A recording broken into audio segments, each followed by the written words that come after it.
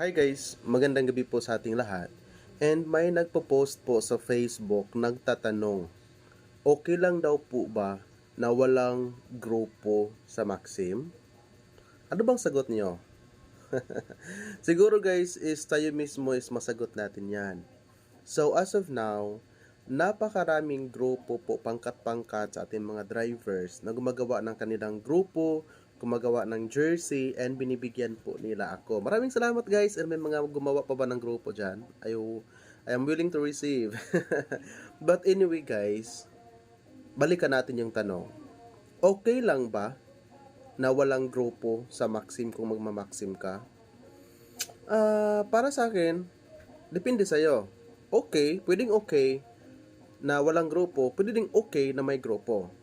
Pero based on my observation, I want to share you something.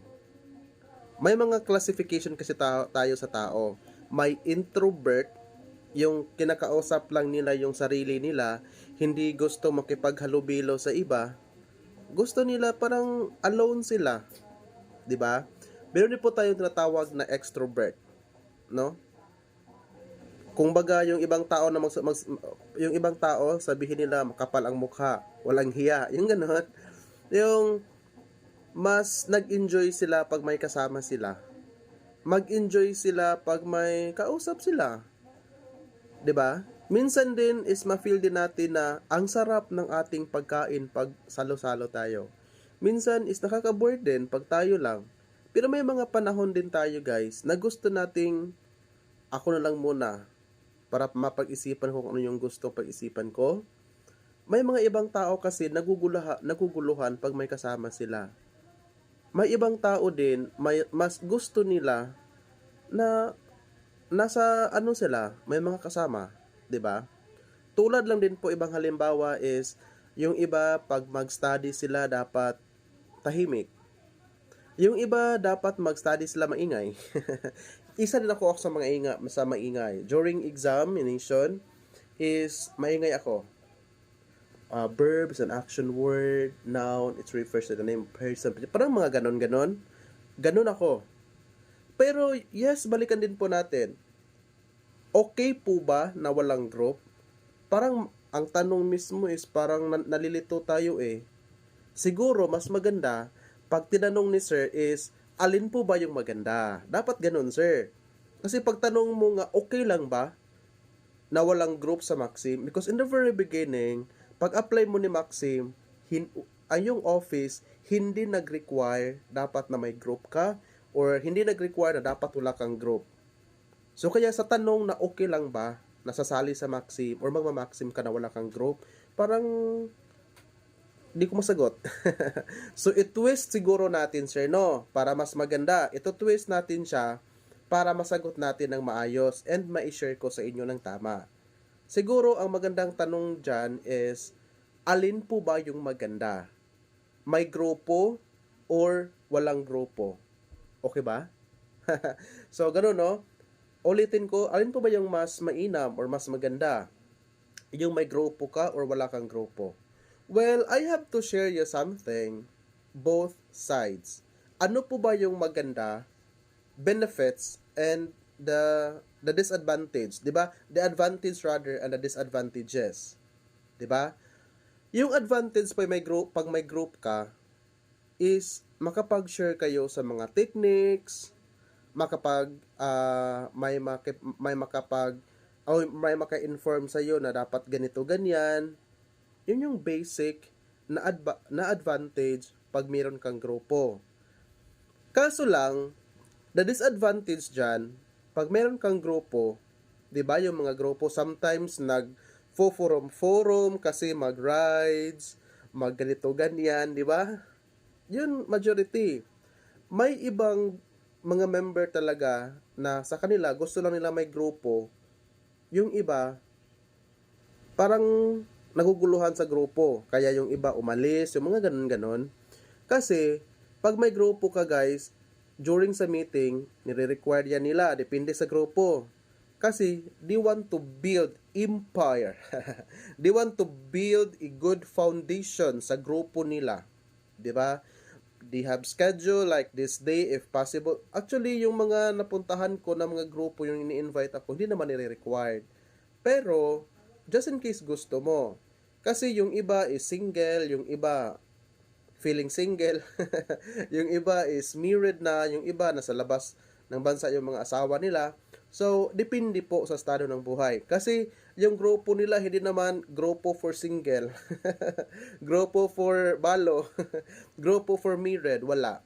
Yung iba may edad na, may bata pa, may asawa na, yung iba may 5 girlfriend, yung mga ganon-ganon. Iba-iba kasi. Pero, tingnan na lang natin kung ano po yung magandang dulot if may grupo ka or wala. So, kaya ibinahagi ko sa inyo kanina, ano po yung maganda pag may grupo ka. Of course, especially sa mga scams, especially sa mga techniques, especially sa mga information, pag may grupo ka, of course, updated ka. And majority sa mga nai-scam ngayon, guys, are those riders who are loners. Ano yung loner, sir? Gusto nila na sila lang. Hindi makipag-usap sa iba, yung mga ganon. Because yun yung tinatawag ko na tao na introvert. Intro. In, meaning, sa loob lang nila. Kinakausap lang ng sarili nila, ayaw nilang kausapin yung ibang tao, ibang grupo. Yung mga ganon. Pero guys, yung mga taong ganon guys, yung mga introvert, mga loner, sila din yung mga tao na hindi nila mailabas yung kanilang mga nararamdaman sa buhay, problema sa buhay, and majority of those person are suicidal. And we want to stop that. No? Gusto nating i-stop yan. Kasi yung iba, sayang yung buhay nila, ganito, ganyan. 'Di ba? So, yun po yung disadvantage pag wala kang grupo kasi hindi ka updated sa sa mga kalihukan ba sa Bisaya, sa mga updates. Not unless is ikaw yung tao na mahilig kang mag-check ng mga update, walang problema yon. Kasi depende din po tayo eh. Tayo yung kumbaga driver sa ating personal na buhay. Kumbaga tayo yung author, tayo yung gumawa ng history ng buhay natin, tayo yung gumawa ng ating kinabukasan, 'di ba? So yun yung mga ganon. And to sum up everything, sa dami-dami pong mga pangkat or grupo ng mga drivers is I did not recommend one. I did not recommend. No? It's up to you kung saan nyo nagustuhan.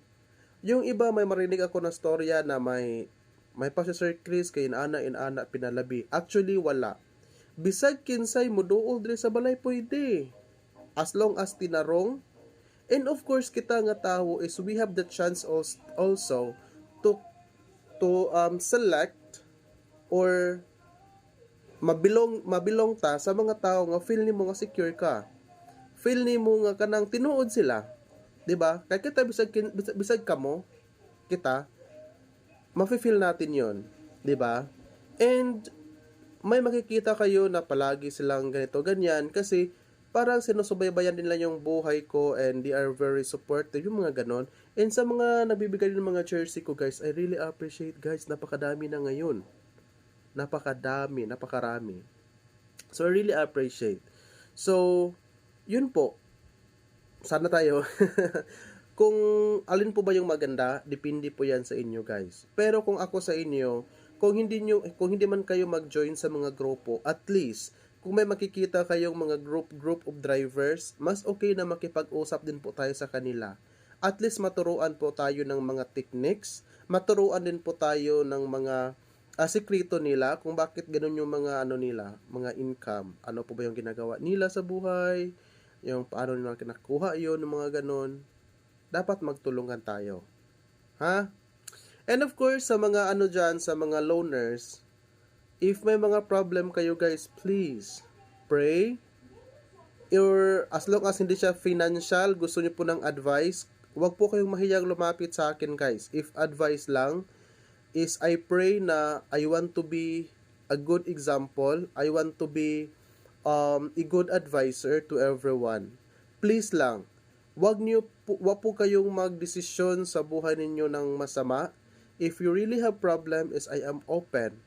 Kahit duty ko guys, just in case related sa imuhang kinabuhi nga gusto ka mapagawas ang imong kasakit sa kinabuhi. Siguro kung di lang mga financial, kung financial man mga kaya ra nato, I am always open, no? Maura gid na ang ako. It's purely to help someone. Basta kay di lang gid na siya financial, kung financial man gani kanang makatabang sadta nga kanang tarungon sadta, wa jud na siya problema. Basta ako is I am always open. Kung gusto jud ka nga wa kay kashiran is you can tap me there, you can visit me sa office and you can share me something basig makahatag kog advice nimo or opinion at least. So far no is na ako'y naagi tawo nga moduol sa kwadra sa office nga mura kog maka-remember ko ba mura kog pari nga mo confess dira sa office no. Malipay nako because malipay jud ko nga naman murag ma-feel nako nga you respected me, girespeto ko ninyo, nisalig mo nako bisan naay pipila ato nga murag around 50 plus na siya and naputoy isa around 30 plus, so maguwang ra gyud gihapon sa kuha. Batang akuha is happy ko nga bisan sa inana nga pamaagi is sa ako ang pangidaron ba nga murag di pagid kayo ingon hamtong sa inyong panglantaw nga kaminusan ra gihapon sa uban, but then is nalipay ko nga because naay guidance ug naay gigiya sa kuha nga I can help sa mga tawo, no? So I hope inana magpabir ato ang pagtinabang ngay pagrespetuhanay kay atong hunaon nga we are not kauban lang sa usa ka kumpanya but consider into a family na, no? So ana ra gyud usbo nako asa may mas maayo na ay grupo or walay grupo.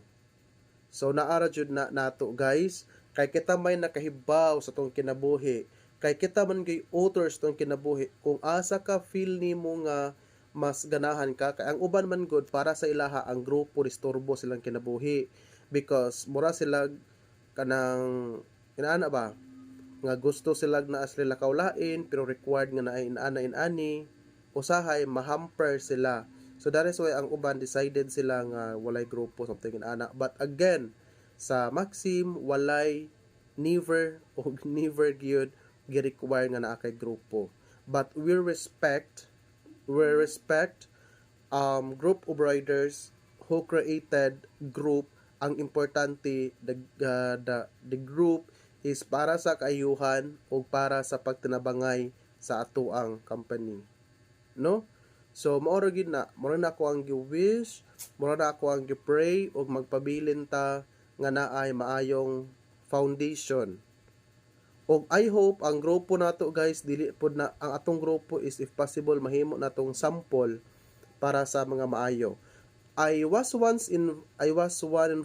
na-invite ko isa sa mga group nato is I really appreciate for the president ni approach sa ako ni ana siya, sir, mao ni ang amo ang actually gi-invite ko ato nila ni do siya sa kuha nga mao ni ang amo ang group o niya iyang gi-explain nako nganong nag-build sila anak nga group, what's their advocacy. And one of their advocacy is ilahang member is i-orient gid nila kanang bahin sa mga cancellations, bahin sa mga violations. Then makaingon ko nga this group is helping me. This group is helping us. This is an asset group for us. Ngano man, that advocacy of them nga inana ang ilahang tumong sa pag-build nila og group is makaingon ka this is the good example. But of course I don't want to be biased to someone else, but mao lang gid ako ang wish nga unta inana ang ato ang intention. We have one goal and we have one direction. I don't know sa uban nga nagbuhat nga group on sa ilang intention, but I'm praying and I'm hoping nga ang group nga tong gibuhat is para sa kaayuhan nato o para sa kumpanya. And probably yes, time will come nga ma-discourage ta.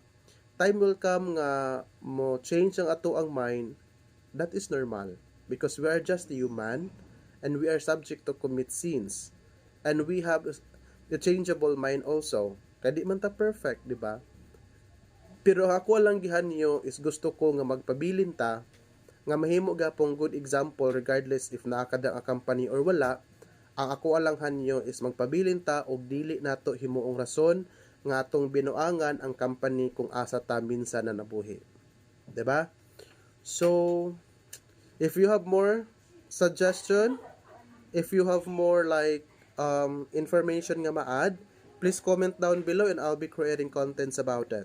Thank you so much guys sa inyong pagsubaybay ug maayong gabi kanatong tanan.